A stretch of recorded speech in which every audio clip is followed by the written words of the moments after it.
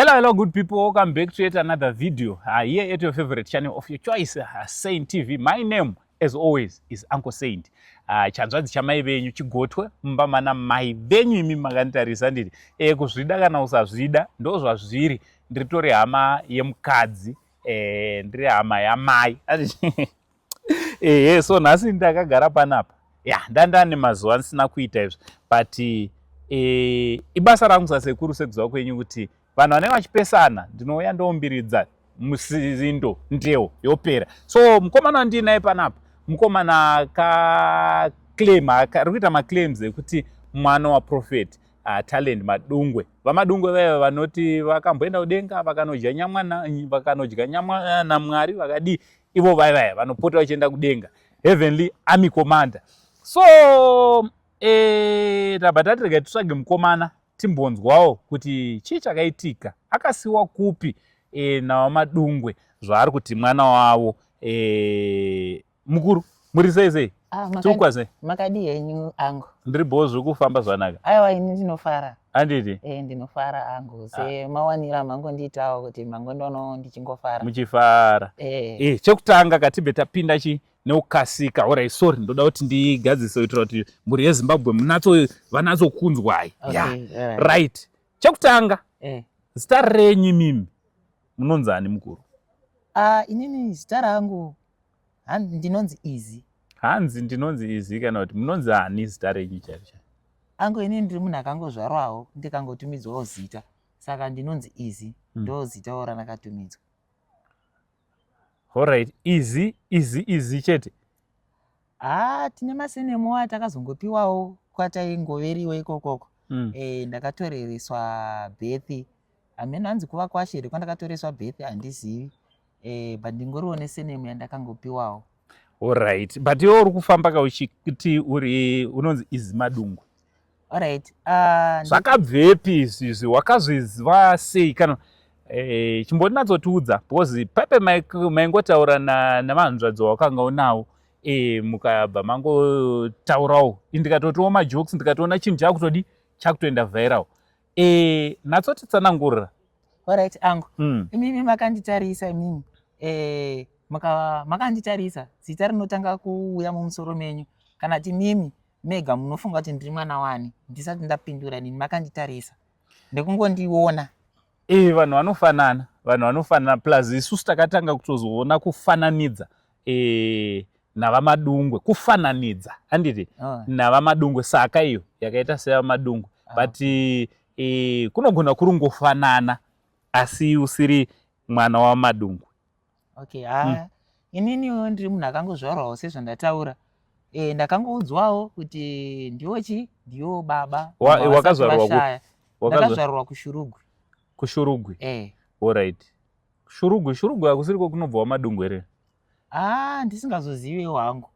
Asi inini ndiringotaurawo zvandakaudzwa. Mama wakaudzwa kuti ndeVamadungwe. But une makore mangani iwe? Ndiri kutena 20 years. 20 years? Iwo Vamadungwe vacho vane makore mangani? I think ipapo Vamadungwe kana vachiona munokwanisa kutipuruvhirawo kana kutotiradza chitupa mune makore mangani kuitira kuti tibatanidze, because kana une 20 years Vamadungwe kana mutete apinde Prophet Madungwe. Ndisingaziviwo zvangu. Ivo Vamadungwe here kana kuti mukoma wavo? Ndakangonzi Vamadungwe. Iwe Vamadungwe vaireva ndiprofeti here kana kuti vamuwo Vamadungwe? Ndo zvandakangoudzwawo kuti baba vako profeti vanoita vanombodya nyama naMwari vanoenda kudenga, ndo maudziro andakaitwa. Ndiani akakuudza? Izvi zvinhu zvandakaudzwa mai vasati vashaya. Izi vakashaya rini? Think pave nemakore anokwana kuita iwo 3. Alright. Vashayika. Asi ndo zvandakangosiyawo ndaudzwa. Asi nini semunhu wakangozvarwawo handina chandinokwanisa kuwedzerera kana kutapudza. Alright. But tiri kuona kaVamadungwe vari kuramba Prophet Madungwe, because kunogona kune umwewo Madungwe wawakaudzwa asiri Prophet Madungwe. But azoona Prophet Madungwe ndo varesponda vari kuti ivo havakuzive hausi mwana wavo, unoti kudii nazvo? Ipapo hamwe ndisingachazivewo. Iwo marespondero avaita kuti havasi. Kana vasiriwo maybe havasi, handina chandinokwanisa kutaura nekuti ini ndakaudzwa kuti ndiwo. Alright, wakamboita reach out kwavari here ende haunomborequesta madna? Handina hangu kurequesta madna. Vanhu vakangouya vachingondidza kuti hakuna anonzi madna kwahanzi watinashe Mugabe ikokoko. Ndakangodzwawo nevanhu but ina handina madna andakarequesta ende ndakangotaurawo nani, ndakangotaurawo navo I think ka 1 ka 2. Hatina zvatakataura zvakanyanya. Vachiti kudi?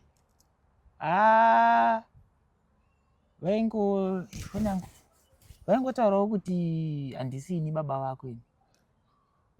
But iwe pawakataura wakati Prophet, pamwe ndevamwewo vamadungwe. Ndinoda kuti tirambe tichidzokora ipa. Pamwe ndevamwewo vasiri ndakanzwa kuti munhu waMwari. Vanogona vasiriwo zvinowanika but ndakanzwa kuti munhu waMwari. Iwe why wakangokurumidza ungoclaima kuti vanogona variwo? Nekuzofanana ka. Iwe unotozvuma kuti wakafanana namadungwe? Handisi kuzviramba. Nekuti ndozvikutaura vanhu. Saka ndingarambi zvinotaura vanhu. Alright. But tiri kuona kamumastreets imomo ivo vari kuclaima kuti iwewe iskiri rekutoda kunzwirwa tsitsi. Mazuva ano kune vari kupawo batsirawo vanhu vachipa motikari nemari. Ivo vakatombopiwawo motikari nemari kwase. Hakusiriko kwauri kunyangira here kuti unzwirwe tsitsi nase? According to Prophet Madungwe hanzi iwewe uri kunyangira kuti uonekwe nase ubatsire. Ini chandingataura panyaya iyoyo angu, inini ndiri mwana mudiki stereki ende ndiri munhu akakura achiitwa. Mwana mudiki ane 20 years? Angu ndinganzi ndakura angu. Awatokura. Ndiri munhu akakura achiitwa rafu muupenyu hwangu nevanhu vane mari. So handingatauri mazita ana Sewiknew, vanhu vanotyisa ndotovatya vana Sewiknew vava. Zvokuti ndingaisa Sewiknew muti madhirama kana kuti mukanyaya aka kasina basa, aiwa handikwanisi kusvika ipapo. Saka kadhirama kanyaya kasina basa ndozvauri kureva? Aiwa, saka uri kutya kusvika Sewiknew kakanyaya kadiki. Akanzi kanyaya yake kuti kange kuti inini ndiri kutsvaka baba, ndotanga kuti handinonyangira Sewiknew. Havana pavanga involvwa munyaya iyi, haistori yavo ende havanei nezvekuita nekanyaya aka. Kanyaya kangu nababa vandiri kutsvaka inini. Hakanei nevamwe vanhu vese. Alright. Tiri panyaya iyoyi takazoonawo vanokomenta vakasiyana-siyana, vamwe vachiti wakafanana na Prophet Madungwe. Iwawo wauri kureva chaizvo ndi Prophet Madungwe here kana kuti mukoma? Ndiri kuramba ndichidzokorodza ipapo nekuti ndo pane nyaya ipapo. Maybe wakangodzwa kuti anonzi Mudungwe kana Madungwe kana kuti hauna unatsonzwa. Unoti kudii nenyaya? Masenemu anogona kufanana. Anogona kufanana masenemu zvinoitika but inini vakatombondiona ndine ndandanechi 8 years parengi. Rengi yekupi? Yekushurugwi. Alright. Vakatombondiona ndine 8 years but masenemu anogona kufanana sezvo ndanga ndichiri mudiki but ivo pakutaurawo kuti ndiri kutsvaka baba vanguwo ivo ndo vakaresponda. Saka pakuti uri kutsvaga baba vako ivo ndo vakabva varesponda. Wanga usingatoreve Profeta waivaziva kubva kare vachingoitawo zvavanoita. But inini ndakaudzwa kuti munhu waMwari, neniwo ndiri munhu waMwari futi. Saka ndangotiwo baba uri munhu waMwari, uri mufundisi? Ndiri mufundisi, ndinoparidzawo. Unoparidza? Ndinoparidza.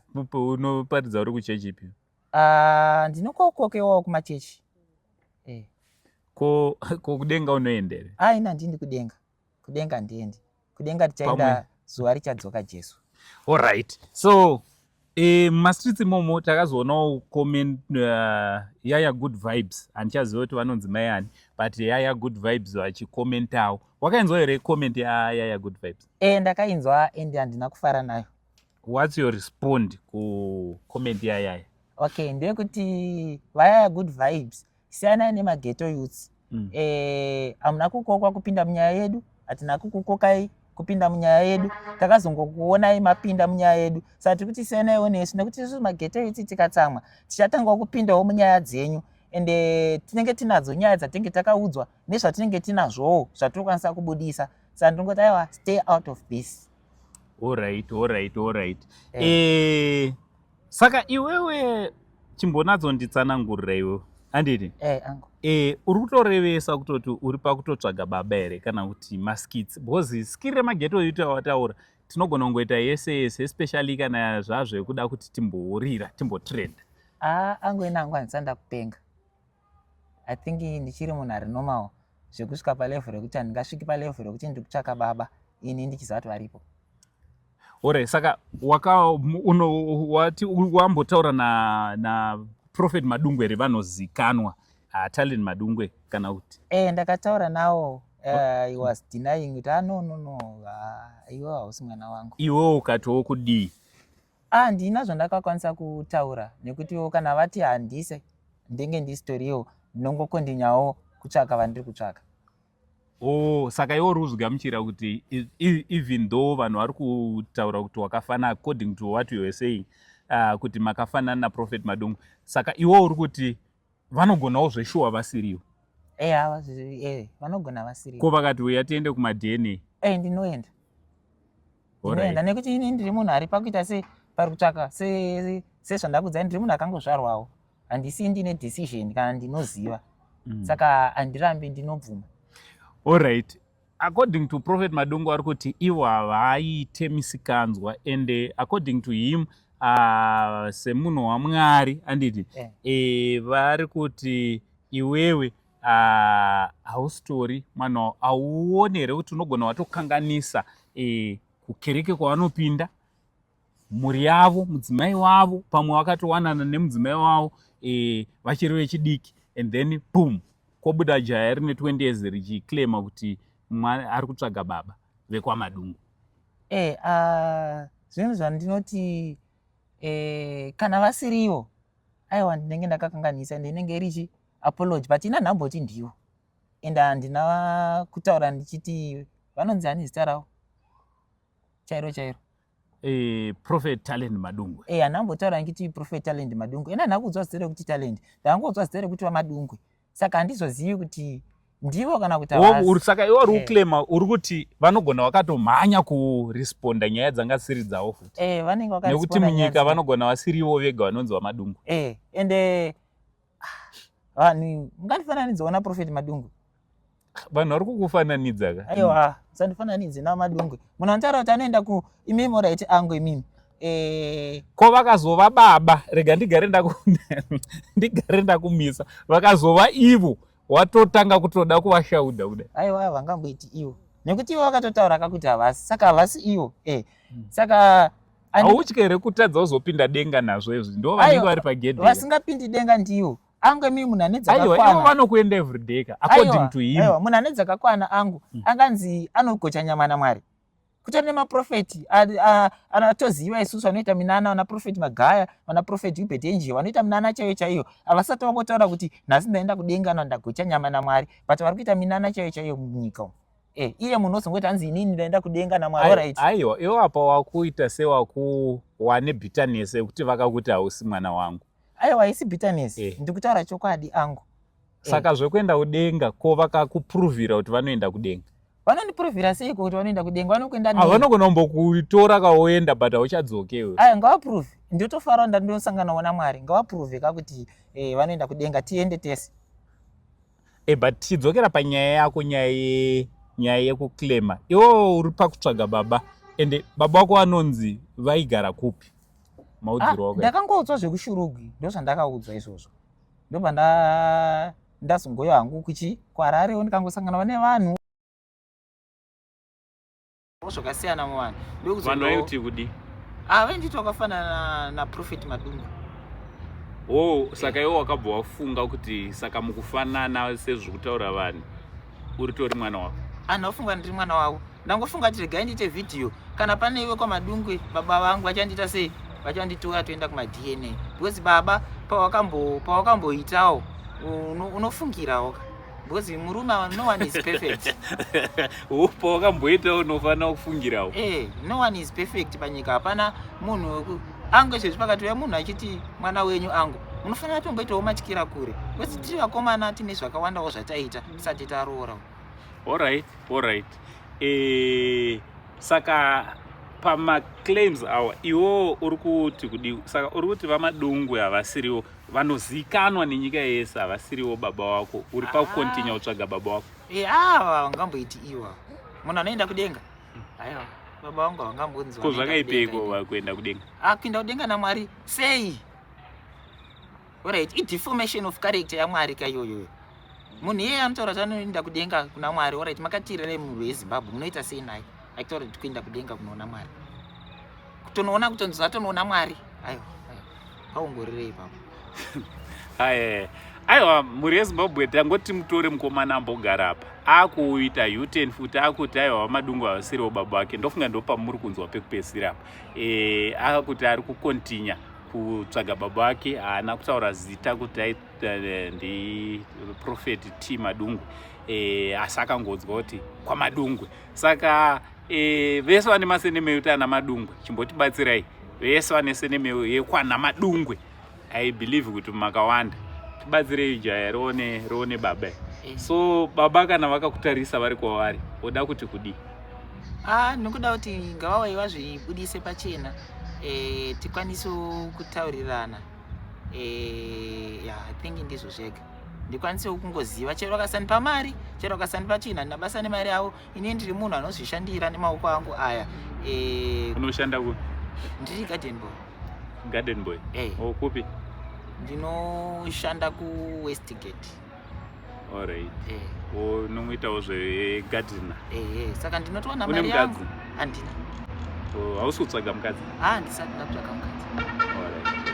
Handisati. Alright. Saka usuda uringoda kungoziva dzinza?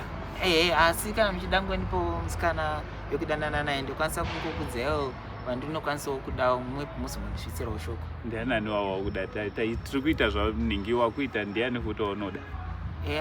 Kune umwe anonzi Atenda Kings.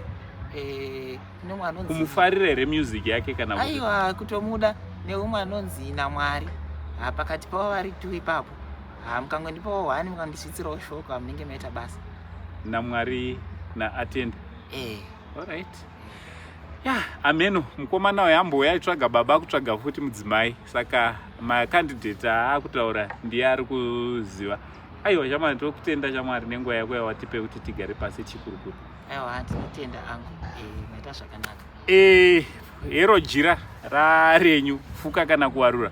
Mimi ndimichataura comment section kuti munofungei nezvenyaya yemukomana uyu yaakutwista, akuziva Madungwe, akuti akutsvaga futi musikana, akuti Atenda Kings naNamwari, ameno Namwari upi?